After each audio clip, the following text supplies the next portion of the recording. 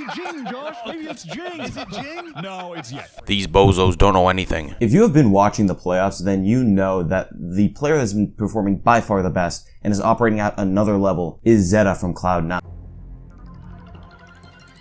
Now, of course, Zeta is not the best player of the last VCC stage, but for sure there's an argument to be made, I guess. You know that I love stats, and that stats are a tangible way to show just how good a player has been playing. If a player gets 82 kills in a 4-map series, plus 40 in kills to death, I'd say he's pretty good. But stats really only tell one side of the story. If their playstyle benefits the entire team, is putting up a crazy amounts of efficiency, and has one of the best historical win rates in all recent history, he's also pretty good. As we pull up to Masters 2, we are seeing a lot of players and content creators and Reddit goblins give their tier lists for players going in or players from the last VCT stage. I felt like this was a good time to provide my own responsible way that you should be creating tier lists. Because a ranking or tier list doesn't have to be correct, it has to be fair. Because at the end of the day, your top 5 list is wrong.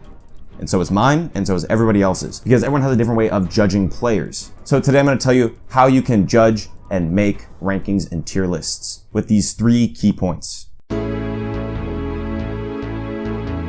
When ranking players, just remember these 3 things. It's all about sample, stats, and eye tests. For some players that are deeply engrossed in the VLR stat pages, it's easy to point to stats like ACS or CAS and use them as indicators for a player's overall power level. It's easy to look at these big sweeping numbers and just jump to conclusions, but at the end of the day, that's all they are.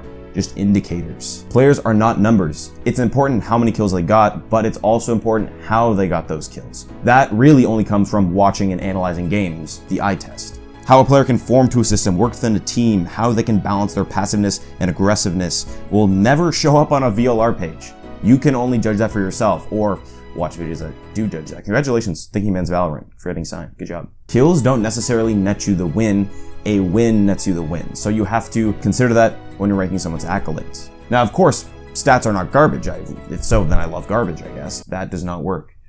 Okay. Stats are not perfect. They're representations of skill, not skills themselves. I know that stats can be misleading, but you have to use them responsibly. When working on my North American preview video, I talked to some statisticians to kind of get their view on who they think were the best and trying to use stats to do that.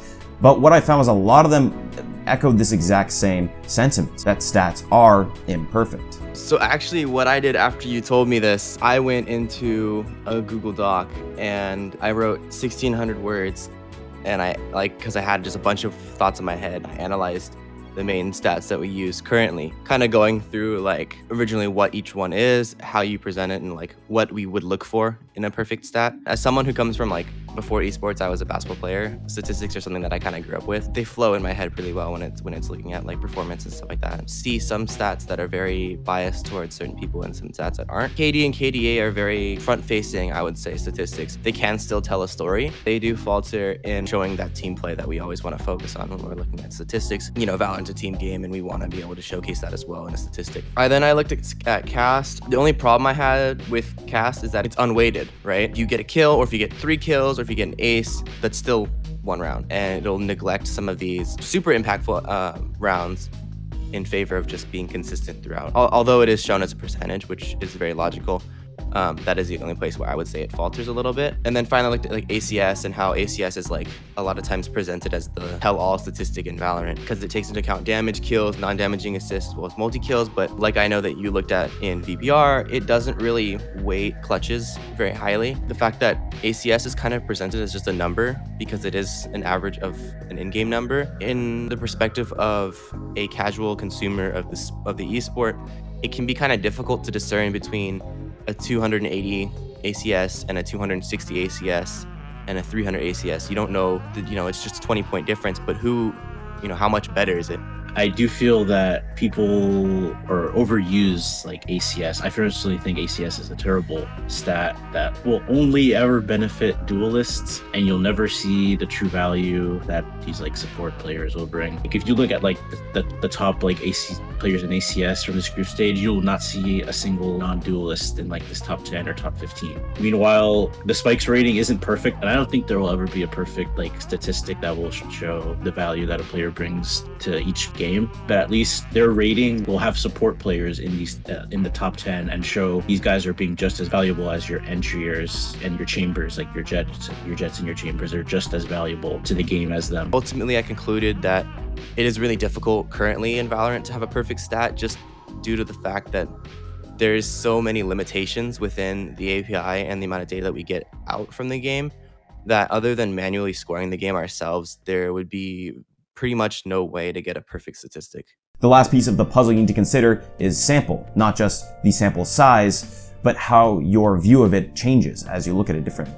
It's very easy to be recency biased because those are the teams that are qualifying the most, but you can't forget week 1 and week 2 and week 3 matches that we saw so long ago, right? It's easy to cherry pick the data you kind of want, but it's important to consider everything. They could be playing hot at the end, but if they were not playing great throughout the entire group stage, maybe they're not at the same level. Even if players have shown in the past that they can operate at the highest level of the game, if they aren't doing it right now, then it's just not working out right now, exactly, right? The group stage is a perfect way that you can group a lot of teams playing against each other together, because in an open bracket, you have maybe 1 or 2 high-level matches and the rest are kind of cannon fodder. But in group stages, you have 5 high-level matches into another bracket of more high-level matches. So when you're taking a look at rankings, make sure you consider this. If you're making a rankings of the playoffs, just look at the playoffs. When you have a big cross-continent tournament like Masters 2, and you have teams from regions all over the world that haven't really played each other, power rankings are kind of redundant. Yes, you can say that